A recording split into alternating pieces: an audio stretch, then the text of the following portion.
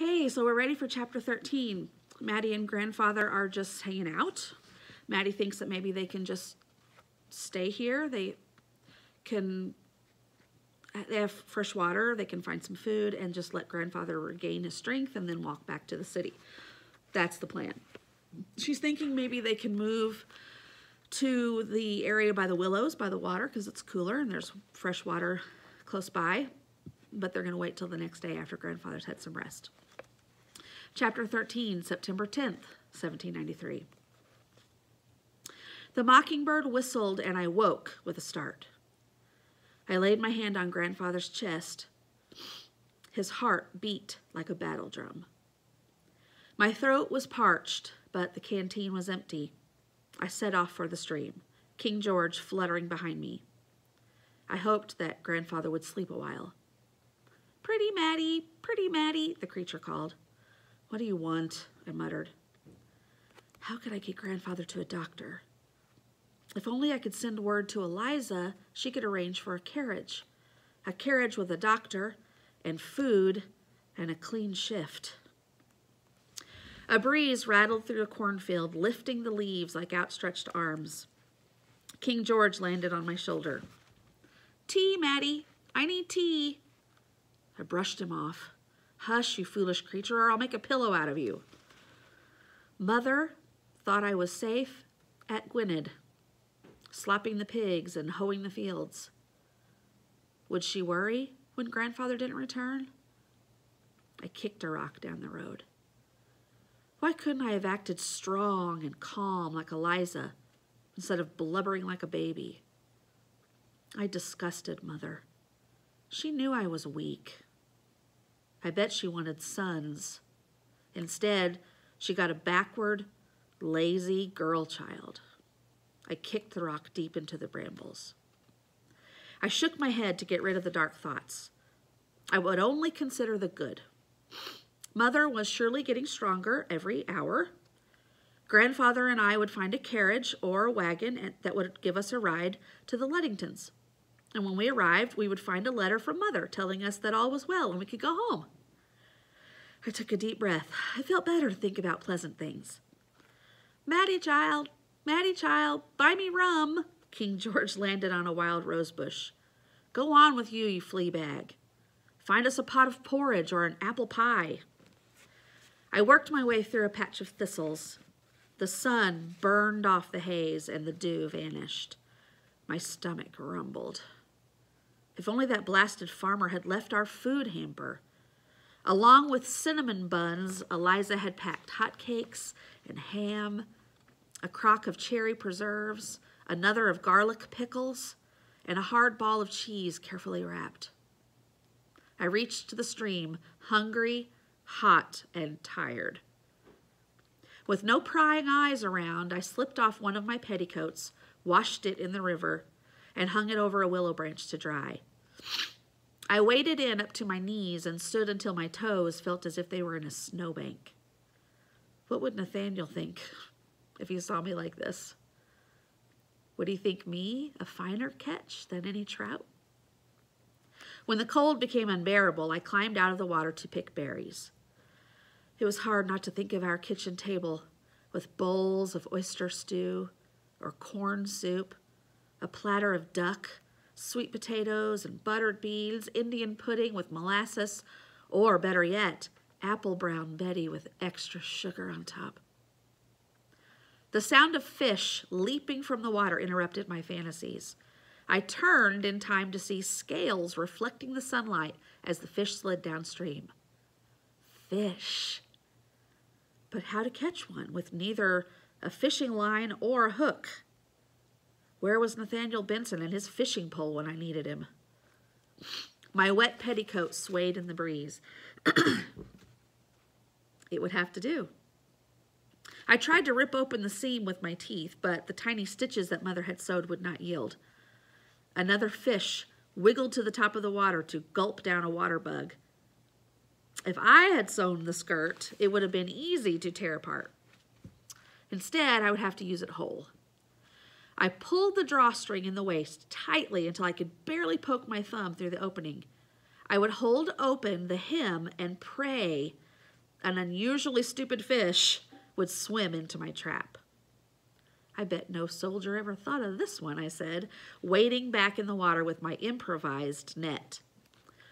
My feet iced right away, and it was hard to find a comfortable position. I had to bend over at the waist, wave the petticoat in the water to make it float, and then stand without moving. I wiggled my toes to bring some feeling back into them. How could my feet be so cold while my head was so hot? A bee buzzed in front of my face. In the distance, I heard a carriage escaping from Philadelphia. Food first, rescue second. I blew the bee away. Where was that stupid parrot? He could be useful and feast on this pest. A fish brushed against my ankle. Come, little fishy, come down, I murmured. My arms shook from the effort of holding the petticoat open. The fish paused at the edge of the net. Just a few more inches, that's it. Keep swimming. The bee landed on my mob cap just above my eyebrows. I concentrated on the fish. You're almost there, my little fried breakfast. Don't stop now. I prepared to close the petticoat and trap the fish inside. 1, 2. Tea, Maddie! King George swooped straight at my head and snatched the bee.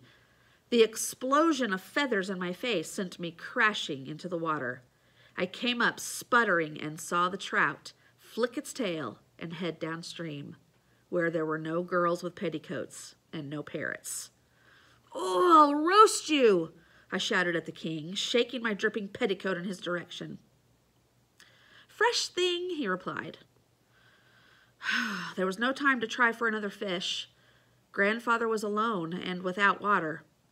I filled the canteen, scoured the bushes for the last of the berries, and hurried back. Grandfather's eyes were still clear, but his nose was red and his throat was raspy. Cold, he said. Cold? Are you cold? How could he be cold? The sun had nearly dried my wet skirts already. He shivered. Shall I make a fire? He closed his eyes and nodded. Even the effort of speaking those few sentences had exhausted him. At home, I would borrow a burning twist of paper from a neighbor when all the fires in the house were cold. I couldn't remember the last time I saw a fire started with flint and tinder. And I didn't even have flint and tinder. Grandfather shivered and moaned. I washed his face and neck with the damp petticoat that didn't catch fish. It seemed to comfort him. Is there anything to eat? I coughed and shook my head. All we have are berries, Grandfather.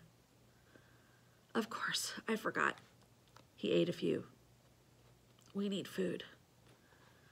I thought about telling him how close I had been to capturing a trout, but I hated to admit defeat.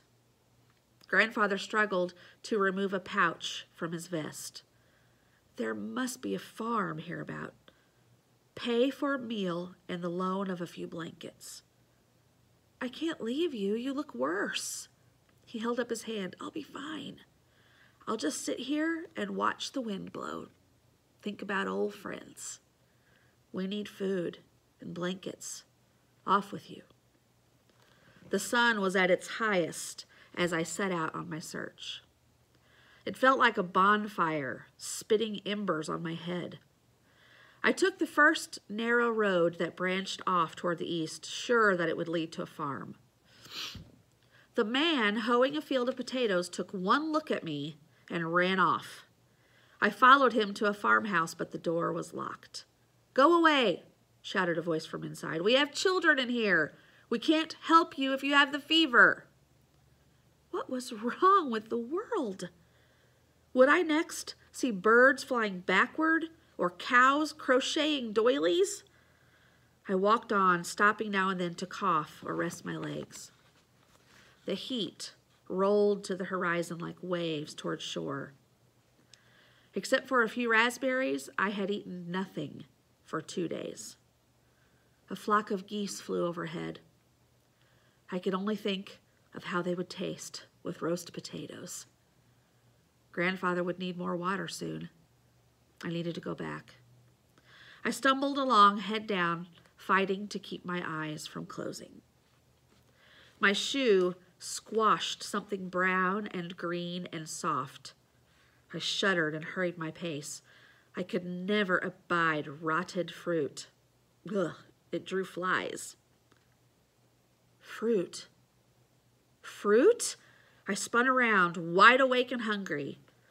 Above me hung gnarled branches, heavy with green speckled pears. I grabbed one and bit into it, ignoring the juice that ran down my fingers and chin. I gathered as many pears as I could carry and set off with new energy to find Grandfather. With food, we could hold out for days. I didn't notice when the pears grew heavy. By the time the chestnut tree was in sight, they felt like tiny anvils weighing me down. I breathed heavily and focused on moving 1 foot at a time. I turned around. Did I hear voices whispering? A swarm of gnats flew into my eyes. I stumbled and dropped a few pears. I looked up. The chestnut tree seemed farther away. I felt like I was sliding backward. I wasn't walking on a dirt road. I was slipping across the frozen river. The sun wasn't made of fire. It was a monstrous snowball. My teeth clattered together. What was wrong with me? I saw a figure stand under the tree. I tried to call Grandfather's name, but could make no sound. The wind carried a roaring sound. Why was I carrying these rocks? I stumbled. Where was Mother?